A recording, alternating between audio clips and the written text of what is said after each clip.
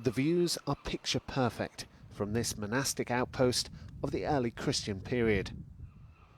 For most visitors, the trail stops here, at the huts where the monks once lived.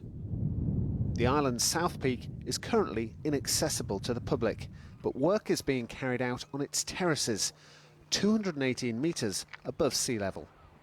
It took us a good hour to climb the south peak, but it's because of this extraordinary location, the extreme remoteness, that this site is so well preserved.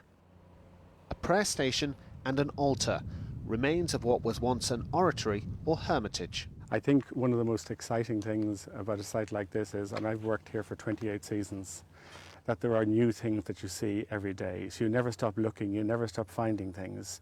Every day something new is revealed.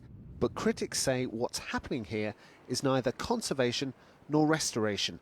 They claim it's reconstruction, and it's damaging the integrity of the site. It makes me feel extremely angry that the custodians of our built and natural heritage are the actual ones who are destroying key elements of it, so rendering it useless for the next generation.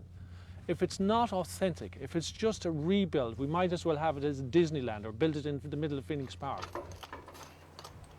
The OPW says this criticism is completely unjustified. The work on the South Peak is supervised, highly skilled and documented.